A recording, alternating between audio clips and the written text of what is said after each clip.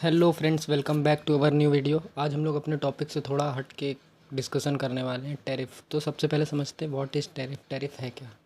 तो टैरिफ एक तरीके का टैक्स है जो इंडियन कमोडिटीज़ पे लगता है। इंडियन कमोडिटीज़ लाइक जैसे अगर इंडिया का पतंजलि का शैम्पू या फिर पतंजलि का टूथपेस्ट जो कि काफ़ी फेमस है दंत कांति का, अगर वो अमेरिका में सेल हो रहा है तो उस पर 50% टैरिफ लगेगा। ये अमेरिकन गवर्नमेंट्स के राइट के अंडर आता है।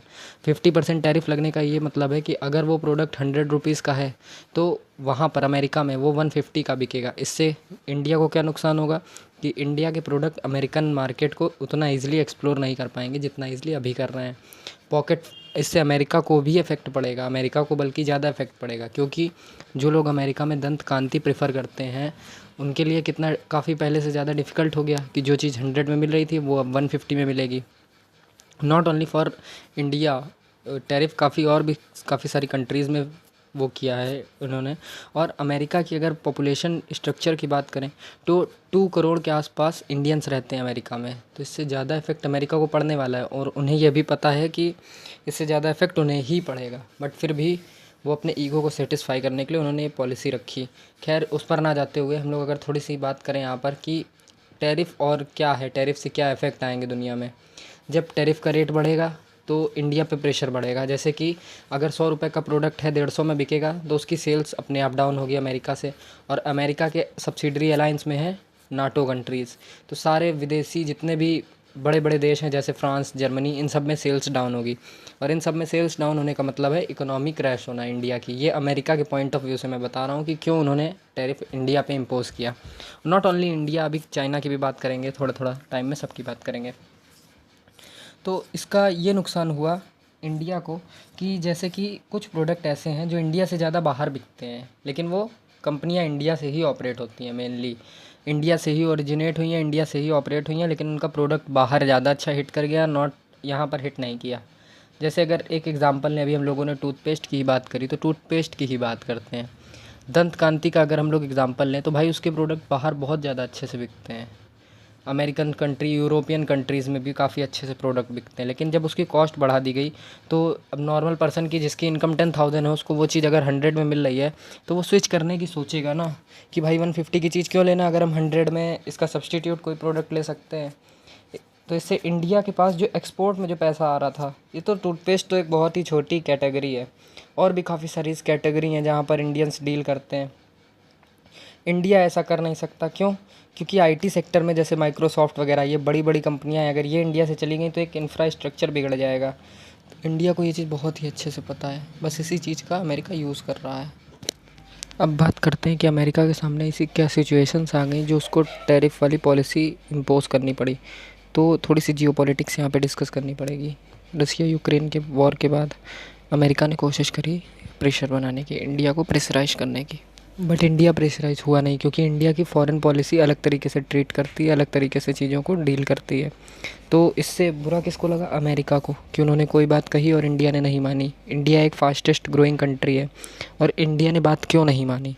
उसके 2 रीज़न्स हैं। स्ट्रॉन्ग रशियंस रिलेशनशिप, हमारे रशियंस के साथ, रशिया प्राइम मिनिस्टर्स के साथ, Russian president, Russian foreign ministers के साथ इतने अच्छे ट्रेड रिलेशंस हैं कि हम लोग उनके साथ नहीं ख़राब कर सकते। चाहे फिर वो 1961 की बात हो या किसी भी वॉर की बात हो, हमारे लिए खड़े रहे हैं। One of the most biggest defence system उन्हीं का दिया हुआ है हमारे पास, तो इसलिए भी हम उनसे नहीं वो कर सकते थे। और मॉनेटरी बेनिफिट्स की बात करें तो उसमें भी काफ़ी था। अब सेम रशियन ऑयल हम लोग ले रहे हैं 90 रुपीज़ का, अगर 100 रुपीज़ का है वो 90 को हमको बेच रहे हैं क्योंकि उन्हें बेचने की ज़रूरत है और हमें सस्ते में मिल रहा है, तो हम उनसे 10% डिस्काउंट में ख़रीद के, यूरोपियन कंट्रीज़ भी रशिया से लेती थी तेल बट नहीं ले पा रही थी due to this transactions of Donald Trump, इस वजह से। तो मोदी ने उनसे रसिया से लेकर के यूरोपियन कंट्री को सप्लाई किया, बदले में 10% अपना बेनिफिट लगाया। दैट मीन्स 10% डिस्काउंट, यानी 90 रुपये का तेल उनको बेचा 110 पे। टोटल 20% का बेनिफिट किसको हुआ? इंडिया को। इससे अमेरिका को बुरा लगा कि भाई सीधा सीधा 20% तुम अपनी जेब में रख रहे हो। फास्टेस्ट ग्रोइंग इकोनॉमी इंडिया वैसे भी बोली जाती है, तो इससे तो काफ़ी ज़्यादा बेनिफिट होगा।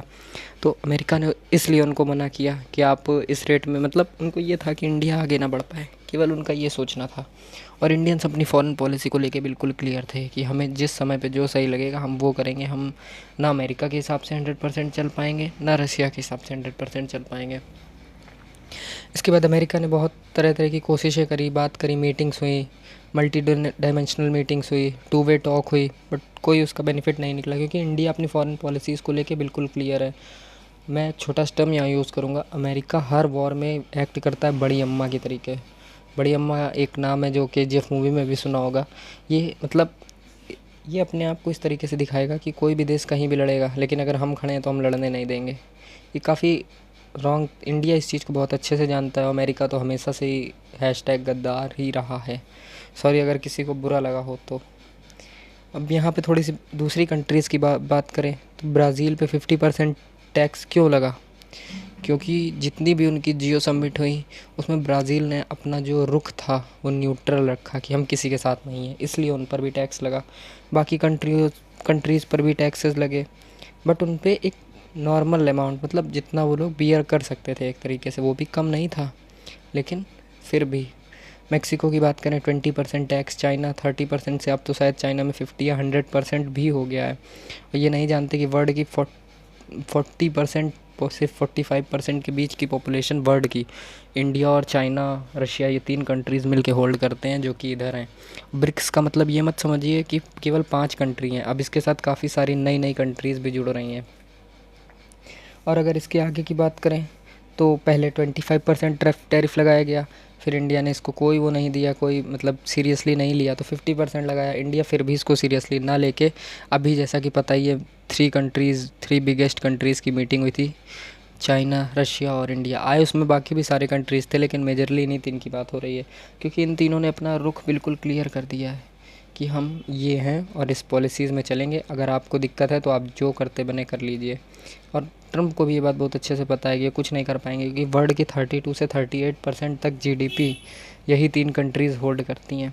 और रशिया ने तो बयान भी दे दिया, ऑफिशियल बयान दे दिया कि हमारे हर तरीके के ट्रेड में इंडिया के लिए हमारे गेट खुले हुए हैं। सेम विद चाइना, चाइना ने भी अपने गेट खोल दिए हैं इंडिया के लिए। इसका ड्रॉबैक क्या हो सकता है अमेरिका के लिए कि अब जैसे सेम कंडीशंस जो अभी करेंटली की बात करें नेपाल में, बांग्लादेश में इंटरनल वॉर्स वही सेम अमेरिका में भी होने वाले हैं। क्यों? क्योंकि अगर आपको जिस चीज़ की नीड है, जैसे कि अब काफ़ी लोग स्विच कर जाते हैं, बट जो लोग दंत कांति मंजन करते हैं वो लोग काफ़ी सालों से दंत कांति ही करते आ रहे हैं। अगर उनको ज़बरदस्ती गवर्नमेंट स्विच करवाएगी या रेट में इतना ज़्यादा फ्लक्चुएशंस आएगा तो फिर वो लोग कैसे स्विच कर पाएंगे? तो ये एक बहुत बड़ा ड्रॉबैक होने वाला है। नॉट विथ दिस कमोडिटी, बहुत सारी कमोडिटी है, जैसे जो इंडियन बेस्ड मिल्क ब्रांड हैं वो वहाँ कैसे करें वहाँ पे ग्रोथ। अब जब इतना महंगा 10 रुपये का पैकेट 15 रुपये का बिकेगा। सेम विथ चाइना, चाइना के टॉयज़ वहाँ पर 10 रुपये के टॉय 20 रुपये के बिकेंगे। 100% टैरिफ लग रहा है। 100% इन द सेंस कोई 2x नहीं, ये तो मैं केवल एग्जाम्पल के लिए 2x बता रहा हूँ। 100% is a very different thing. ये थी एक ये वीडियो थोड़ी सी रिलेटेड है जियोपॉलिटिक्स से। तो अगर ये वीडियो अच्छी लगी हो तो ज़्यादा से ज़्यादा लाइक करें, और नेक्स्ट टॉपिक कमेंट में बताएं। आप लोग नहीं बताते, प्लीज़ बताइए ज़्यादा से ज़्यादा, जिससे मुझे हेल्प हो अपकमिंग वीडियोस के टॉपिक सजेस्ट करने में। और अगर आप लोग कमेंट में 10 यस हो जाएंगे तो फिर मैं अगली वीडियो बनाने वाला हूँ हांगकांग के ऊपर, कि क्या हांगकांग एक सेपरेट कंट्री है, क्योंकि उसमें सबको पता है प्रोटेस्ट चल रहे हैं अभी भी लगातार कई सालों से। तो क्या एक वो सेपरेट कंट्री है या फिर वो कंबाइंड कंट्री है चाइना के साथ? That's all from my side today video. Thank you for watching. Show some love.